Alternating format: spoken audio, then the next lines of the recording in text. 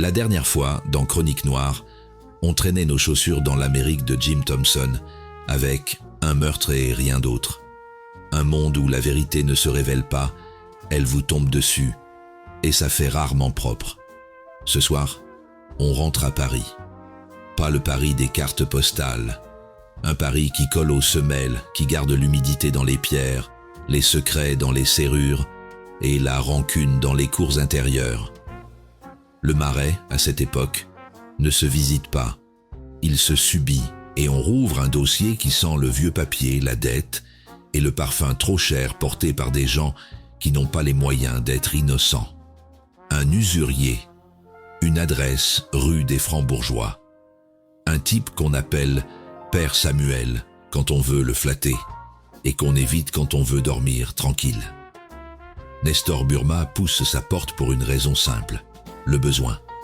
Le genre de besoin qui vous fait accepter un rendez-vous même quand la pluie vous annonce que ça va mal finir.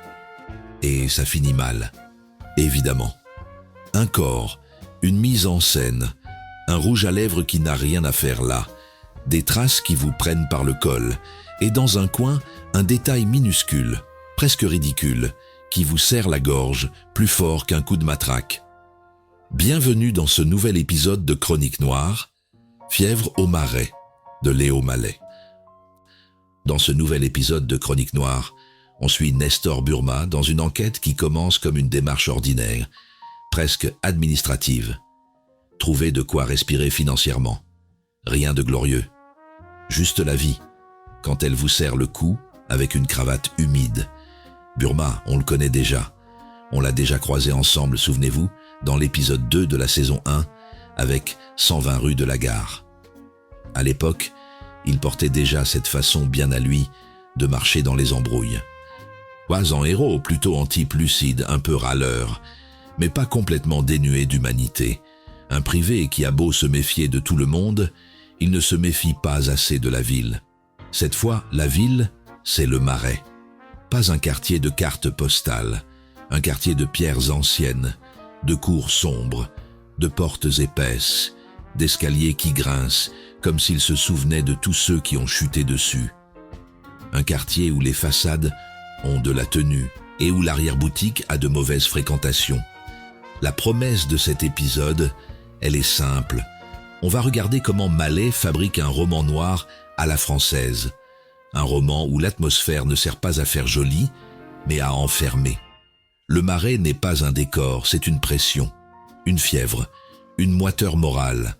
On va partir d'un point de départ limpide, un rendez-vous chez un prêteur sur gage, un usurier, un homme qui vit de la misère des autres, mais qui connaît aussi les secrets de tout le monde.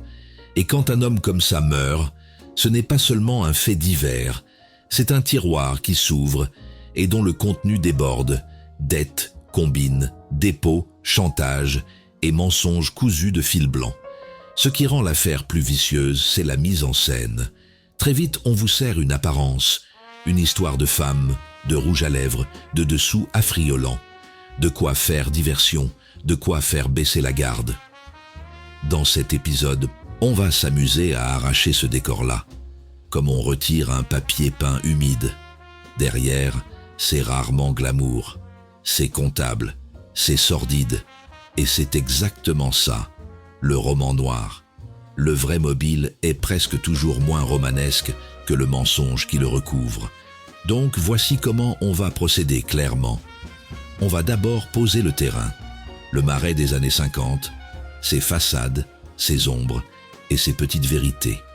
Ensuite, on prendra les premiers indices comme Mallet les donne. Des objets, des traces, des détails qui parlent avant les gens. Puis on passera en revue les silhouettes, les suspects, les faux-semblants et la logique sociale qui va avec. Et enfin, on remettra tout en ordre, non pas pour faire de la morale, mais pour comprendre comment Mallet transforme un quartier en piège et un meurtre en radiographie de Paris. Bref, on ne va pas seulement raconter une intrigue. On va faire ce qu'on fait ici, dans Chronique Noire. On va regarder ce que ça dit du monde, de l'époque et des gens. Et dans le Marais, les gènes ne sont jamais aussi propres qu'ils le prétendent. Le Marais, en 1955, ce n'est pas un décor de vitrine. C'est un quartier qui a du vécu, et même du trop-plein. Des hôtels particuliers qui font semblant d'être nobles, des cours intérieures qui sentent l'humidité, des escaliers qui grincent comme des vieux témoins qu'on n'a jamais appelés à la barre. On est dans un Paris encore rugueux, pas encore repassé au fer chaud du tourisme et des rénovations. Et Mallet, lui, ne se contente pas de dire « il pleut » pour faire joli. Dès les premières lignes, il vous colle une météo qui annonce la couleur. Un printemps pourri, un ciel plombé, un vent qui ulule, et ce linge douteux, pendu aux mansardes comme un drapeau de reddition. En 2 phrases, il ne décrit pas un paysage. Il installe une humeur, une fatigue, une ville qui n'a plus envie d'être aimable. À partir de là, tout devient logique. Un roman noir, ce n'est pas seulement une histoire de crime, c'est une histoire de pression. Et le Marais, chez Mallet, exerce une pression constante. On y respire mal. Pas parce qu'on manque d'air, mais parce qu'il y a trop de passé. Trop de couches, trop d'histoires qui se superposent. Le quartier est ancien, chargé, presque saturé, et c'est exactement ce qui rend le roman particulier. L'enquête ne circule pas dans des rues neutres, elle circule dans une mémoire. D'ailleurs, Mallet s'amuse avec ça. Il vous fait lever la tête vers les façades, il vous glisse des références d'histoire, il évoque l'hôtel Salé, les rues du vieux Paris. L'idée que des fortunes se sont bâties là sur des taxes, des gabelles, des petites combines d'État, ce n'est pas gratuit.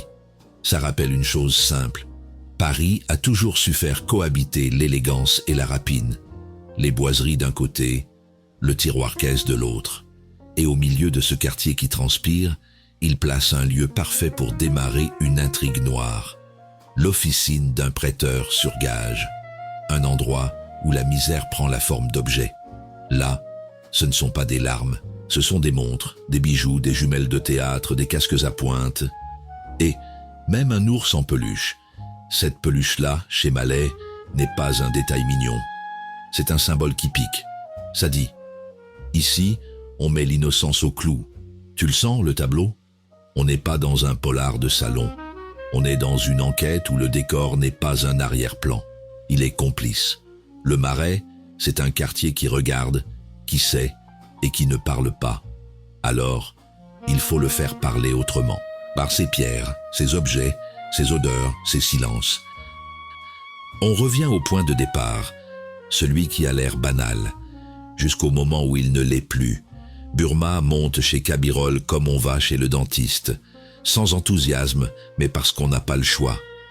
Le prêteur sur gage, c'est le type d'homme qui ne produit rien, mais qui tient tout le monde par le col. Il voit passer les montres qu'on vend, les alliances qu'on arrache, les objets qu'on a honte de déposer. Chez lui, la vie des autres se range dans des tiroirs. Et ce qui est remarquable, c'est que Mallet pose, avant même le crime, une ambiance de malaise. Pas une peur spectaculaire, un malaise. Cette impression que les objets vous fixent, que les murs ont enregistré trop de transactions humiliantes, que chaque gage est un aveu. Puis, le crime arrive avec une brutalité sèche, presque mécanique.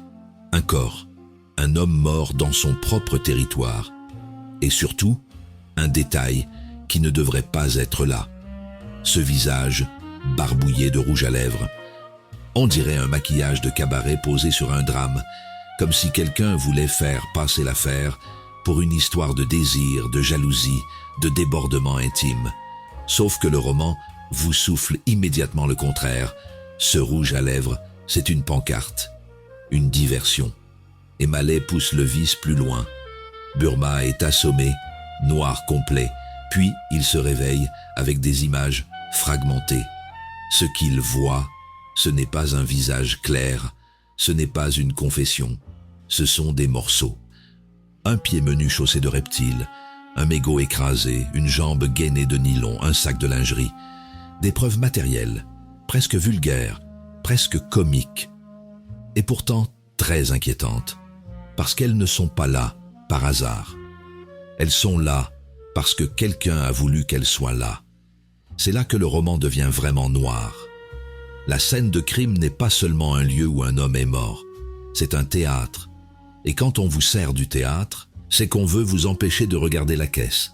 Le vrai mobile dans ce genre d'affaires, il n'est pas dans le rouge à lèvres, il est dans le portefeuille. À partir de cet instant, Burma comprend un truc simple. S'il suit l'apparence, il se fera mener en bateau. Il va falloir remonter la pente à l'ancienne, en partant des détails, en les recoupant, en supportant les mensonges et en acceptant l'idée que la vérité sera moins élégante que la mise en scène. Et voilà comment l'enquête se met à battre. Un usurier mort, une mise en scène salace, un témoin neutralisé et des indices matériels qui ressemblent à des accessoires, sauf qu'ils sont des traces. Dans une enquête, il y a 2 catégories d'indices. Ceux qu'on vous raconte, avec de grands airs, et ceux qui traînent par terre. Mallet, lui, préfère ceux qui traînent par terre, parce qu'ils mentent moins. Après le choc, Burma n'a pas un portrait robot, il a une collection de détails matériels. Et c'est précisément ça qui donne au roman sa saveur. L'enquête démarre comme une fouille.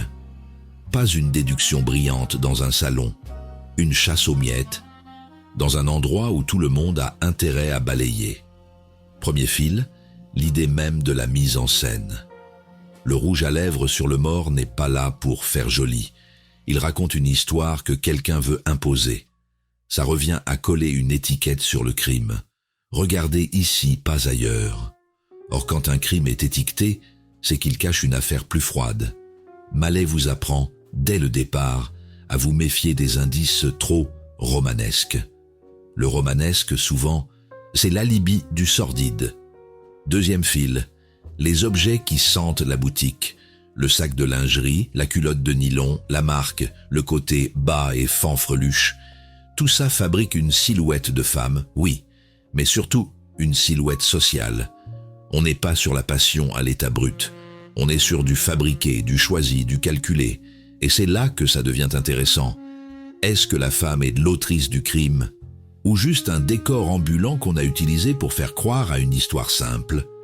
Troisième fil, les chaussures en peau de reptile et ce que ça implique. Ce n'est pas un détail neutre. Ça veut dire qu'on a affaire à quelqu'un qui veut se distinguer, afficher un certain niveau, ou au minimum jouer la comédie du niveau. Mallet est malin. Il ne vous dit pas « c'est une femme riche » ou « c'est une femme du milieu ». Il vous donne un signe extérieur et il vous laisse comprendre que ce signe peut être vrai ou imité. Quatrième fil, le déclic et l'idée d'une action précise. Dans ce roman, on a un moment très concret. Quelqu'un déclenche quelque chose, verrouille, ferme, photographie mentalement la scène, ou au moins accomplit un geste technique. Ça signifie que la scène n'est pas seulement improvisée. Il y a une méthode, un timing, une maîtrise. Et quand il y a méthode, il y a souvent mobile solide. Cinquième fil. Et celui-là est le plus dérangeant. L'ours en peluche. Parce qu'il ne sert à rien pour l'énigme. Et c'est justement pour ça qu'il sert à tout pour Burma. Ce détail, il lui donne le ton moral de l'affaire. Dans ce quartier et dans cette officine, on met tout au clou. Même l'enfance, même l'innocence. Et un privé qui voit ça comprend aussitôt dans quel genre de boue il va patauger. Donc Burma fait ce que fait un bon limier. Il ne s'excite pas sur les grandes théories. Il range ses preuves bêtes dans sa tête et il se prépare à aller là où ça mène naturellement. Les gens qui fréquentent Cabirol, ceux qui lui déposent des choses, ceux qui lui confient des dépôts, ceux qui lui doivent du fric et ceux qui avaient une bonne raison de le faire taire. À ce stade, l'enquête ressemble à une table de bistrot après la fermeture. Il y a des traces partout, mais personne n'a envie d'expliquer d'où elles viennent. Alors Burma fait ce qu'il sait faire, il dresse une galerie. Pas une galerie de portraits psychologiques à la manière des romans bien écrits qui s'écoutent parler.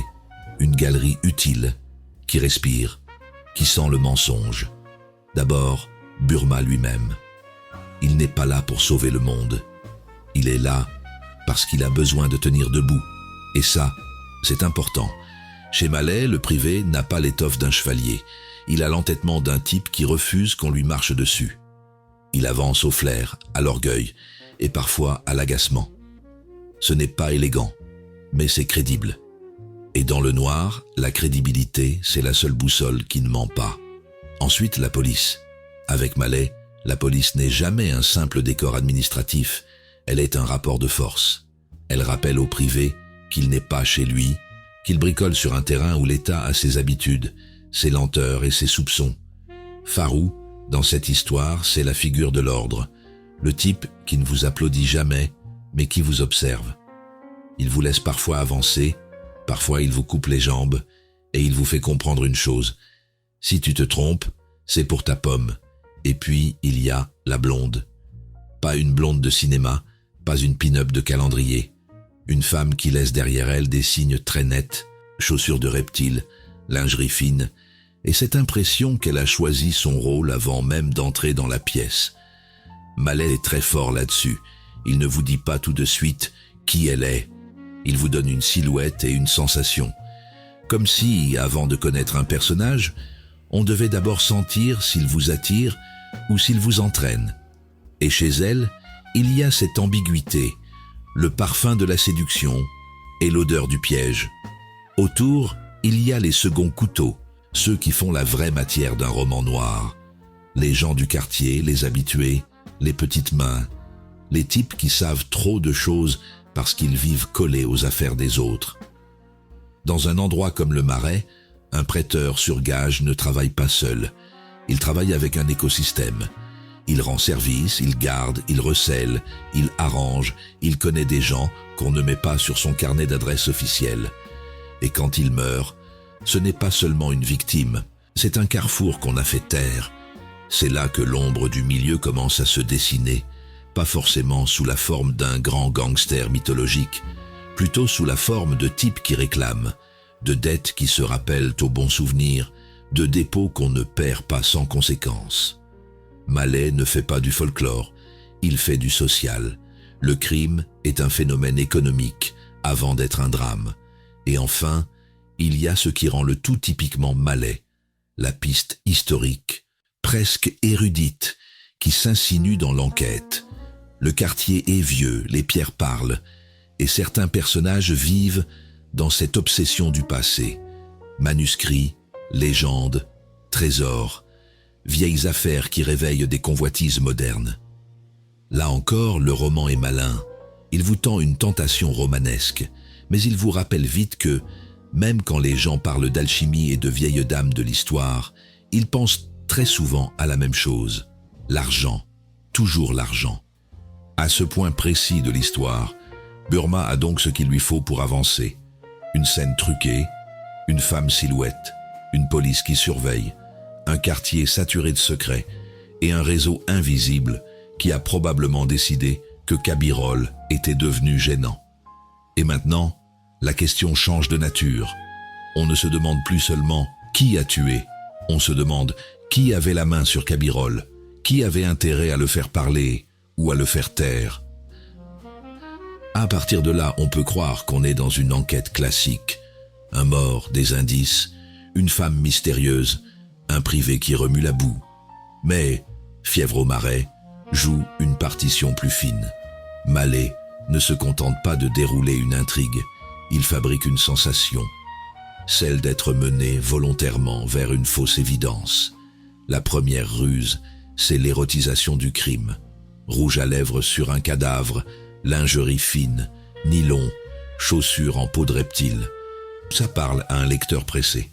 Ça lui murmure « Tiens, voilà une histoire de femme, de sexe, de jalousie, peut-être de cabaret. » Et si le lecteur mord, il se rend aveugle tout seul. Il se met à regarder la scène comme un théâtre de désir, alors qu'elle a été montée comme un écran de fumée. Ce procédé, il est vieux comme le monde, mais Mallet le rend très concret. Il ne vous fait pas un discours, il vous met sous le nez des objets, et il sait qu'un objet, ça frappe plus qu'une phrase. Une culotte de nylon dans un sac de boutique, c'est plus bavard qu'un témoin qui se débine. Le roman noir, c'est souvent ça. La matière parle, parce que les humains mentent. La deuxième ruse, c'est la fragmentation. Burma n'a pas une scène nette. Il a un trou noir, puis des flashs, un pied, un mégot, un déclic. Ce montage-là ressemble à la mémoire après un choc. Et c'est là que Mallet vous tient. L'enquête progresse comme une reconstruction cérébrale. On remonte une pente, morceau par morceau. Ça donne au lecteur une impression très physique. On n'avance pas parce qu'on est intelligent, on avance parce qu'on s'obstine. La troisième ruse, c'est le quartier comme labyrinthe social. Dans beaucoup de polars, le décor est interchangeable. Un meurtre à Paris, Londres ou Marseille, et ça pourrait fonctionner pareil. Pas ici. Le Marais impose un style d'enquête, ruelles, portes, arrière-cour, lieux clos, et surtout, cohabitation de mondes différents. Chez Mallet, vous passez de l'hôtel particulier à l'officine du clou, de l'érudition historique à la combine la plus basse. Ça raconte une vérité très française. L'élégance et la rapine vivent dans le même immeuble, parfois sur le même palier. Et puis, il y a la quatrième ruse, la plus noire. L'humour comme protection. Burma ironise, il lâche des répliques, il baptise une ligne téléphonique, bureau des épaves érotiques. On pourrait croire à une plaisanterie gratuite. Mais non, c'est une soupape. Dans ce roman, le rire n'est pas un divertissement, c'est une stratégie de survie. Quand tu vois trop de misère emballée dans des tiroirs, soit tu te tais, soit tu fais une blague pour ne pas devenir fou. Résultat, Mallet tient son lecteur avec 4 mains. Il le distrait avec la fausse piste sexy, il l'accroche avec des détails matériels, il l'enferme dans un quartier qui respire la contrainte, et il l'empêche de sombrer avec l'ironie. C'est du roman noir au sens strict. Pas seulement une intrigue, mais une atmosphère qui vous fait comprendre que la vérité ici ne sera ni propre ni glorieuse. Et c'est précisément pour ça que ça marche. Parce que cette histoire n'a pas besoin d'être incroyable. Elle a besoin d'être plausible. Et dans le pari de Mallet, le plausible a toujours un sale goût. Ce qui donne sa solidité à Fièvre au Marais, ce n'est pas seulement l'intrigue, c'est ce qu'elle transporte discrètement sous la surface. Mallet a beau écrire vite, avec une langue vive et des pics, il sait parfaitement de quoi il parle. Et ce dont il parle ici, c'est d'un pari où tout se négocie, même ce qui, normalement, devrait rester hors commerce. Premier thème, l'argent, évidemment. Pas l'argent comme idée abstraite, mais l'argent comme souffle quotidien. Burma n'entre pas dans l'affaire par goût de la vérité. Il y entre parce qu'il doit refaire surface. Ce détail change tout. L'enquête est ancrée dès le départ dans la réalité matérielle. Ici, pas de mystère gratuit. On est dans une économie de la débrouille. Le prêteur sur gage incarne cette logique dans sa forme la plus froide. Un objet déposé, quelques billets récupérés et l'impression de perdre un morceau de soi en chemin. Deuxième thème, la respectabilité. Le Marais, ce sont de belles façades, des pierres anciennes, des hôtels particuliers, une impression de patrimoine. Et pourtant, l'un des lieux centraux de l'histoire, c'est une officine où s'entassent les traces de vies abîmées. Mallet adore ce contraste. Il montre comment la ville fait cohabiter l'apparence noble et les pratiques douteuses. On peut marcher dans une rue chargée d'histoire et tomber sur un commerce qui prospère sur les difficultés des autres. La respectabilité devient un vêtement. Il dissimule. Troisième thème, les objets. Dans ce roman, les objets ne sont pas de simples accessoires. Ils sont une mémoire matérielle. Le roman noir aime les preuves concrètes, mais Mallet pousse l'idée plus loin. Une peluche, un sac, une paire de chaussures, un détail de vitrine. Ce sont des indices, oui, mais aussi des signaux humains. Ils parlent de milieu social, d'habitude, de code. Et parfois, ils disent plus. Ils racontent comment des choses intimes, personnelles, ont été transformées en pièces de transaction. La peluche, par exemple, n'est pas seulement triste, elle accuse. Elle rappelle que, dans ce système, Même l'enfance peut se retrouver déposée sur une étagère. 4e thème, la diversion par l'apparence. Le rouge à lèvres, les accessoires, les détails trop parfaits. Mallet montre comment on peut orienter le regard du public vers une histoire facile à raconter pour éviter qu'on s'intéresse au vrai ressort. Ça fonctionne parce que c'est immédiat. On préfère toujours une version simple, spectaculaire, plutôt qu'une explication froide et comptable. Or, derrière ces apparences, ce sont souvent les questions d'argent, de dette, de dépôt et de réseau qui comptent vraiment. Ici, le décor n'est pas là pour séduire, il est là pour masquer. Et enfin, le titre lui-même, la fièvre. Ce n'est pas une fièvre médicale. C'est une fièvre d'atmosphère, une agitation nerveuse, un quartier qui semble transpirer ses secrets, comme si chaque mur retenait une histoire qu'on a tenté d'étouffer. La fièvre, c'est ce qui monte quand les apparences ne suffisent plus, quand les rumeurs circulent, quand la tension change de camp. Et Mallet réussit un tour de force. Il fait sentir que cette fièvre ne touche pas seulement ceux qu'on soupçonne. Elle déborde, elle atteint tout le monde, même Burma, même le lecteur. Bref, Fièvre au Marais, c'est une enquête, oui, mais c'est aussi une radiographie. Argent, façade, objets, faux semblants, et cette chaleur lourde qui remonte des trottoirs quand la ville n'arrive plus à tenir son masque. Si on écoute Fièvre au Marais comme il faut, on entend d'abord une voix. Avant même de suivre l'énigme, on suit une manière de parler. Et cette manière, c'est l'un des vrais plaisirs de Mallet. D'abord, il y a l'argot, pas l'argot de pacotille qu'on met pour faire couleur locale. Un argot fonctionnel qui sert à classer le monde. Quand Burma parle de fric, de galettes, de morlingue, il ne fait pas le pitre. Il vous rappelle que l'argent est au centre et que tout le monde le sait, même si tout le monde fait semblant du contraire. L'argot ici, c'est la langue du réel, la langue des gens qui n'ont pas le luxe d'être abstraits. Ensuite, il y a l'ironie. Burma se protège, il pique, il se moque, parfois de lui-même, souvent des autres. Cette ironie n'est pas un gadget comique, c'est une armure. Dans un roman où l'on croise des tiroirs pleins d'objets humiliés, où l'on tombe sur un cadavre maquillé, où l'on voit la misère empaquetée comme une marchandise, si tu ne plaisantes pas un peu, tu te laisses envahir. Donc Burma plaisante. Et Mallet lui donne des répliques qui ont l'air légères, mais qui sont souvent des verdicts. Il y a aussi une façon de décrire qui est typique. La métaphore courte, le trait net, le détail qui suffit.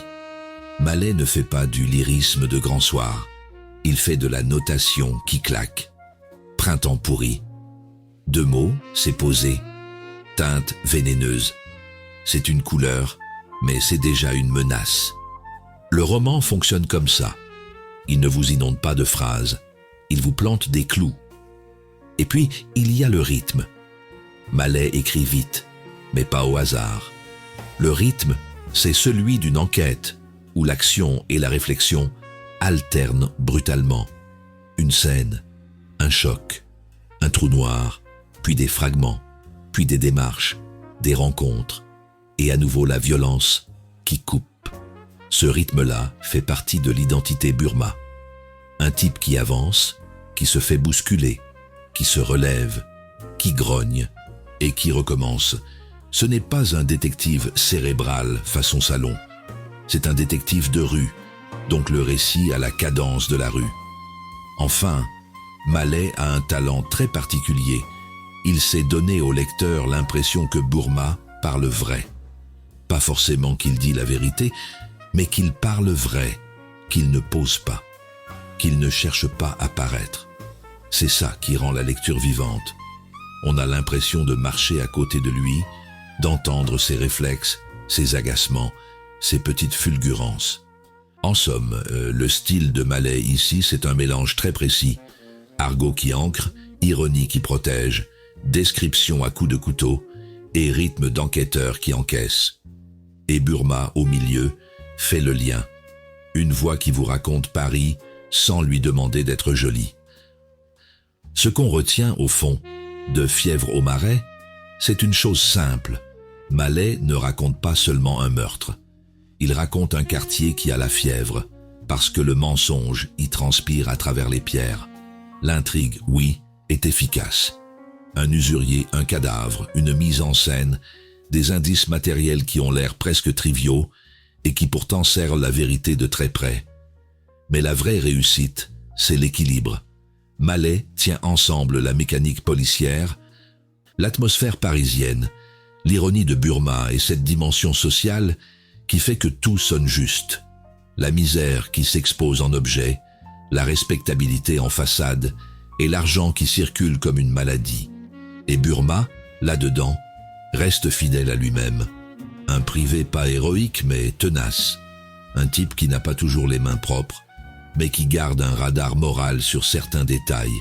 Et c'est peut-être ça, la signature de Mallet. Dans un monde où tout se marchande, il laisse encore passer, de temps en temps, un frisson d'indignation. Si vous aimez les polars où la ville n'est pas un décor mais un personnage, si vous aimez les enquêtes qui sentent le vrai, les dialogues qui ont du mordant, et les histoires où la vérité se cache derrière une fausse piste sexy, alors ce roman-là mérite sa place dans la bibliothèque. On referme le dossier, mais on ne referme pas le quartier. Le marais de Mallet, une fois qu'il vous a attrapé, il vous suit, comme une odeur sur un manteau mouillé. Pour la suite, rendez-vous dans Bobard sur Bobine. On quittera les pavés et les vieilles pierres pour le grand écran. Une nuit plus sèche, plus américaine dans la manière de découper les ombres. Un film qui commence après le drame, quand tout est déjà joué, et où l'enquête remonte à rebours, comme un coup de feu qu'on entend encore résonner alors que la fumée est retombée. Il y aura des silhouettes impeccables, un fatalisme au cordeau, et cette question qui colle au grand noir, pourquoi un homme meurt, alors que tout le monde savait que ça finirait comme ça. Et au milieu de ce jeu de dupes, vous verrez surtout apparaître, pour la première fois, un visage neuf, un début d'acteur qui va, ensuite, marquer le noir au fer rouge. C'était Sam pour Chronique Noire.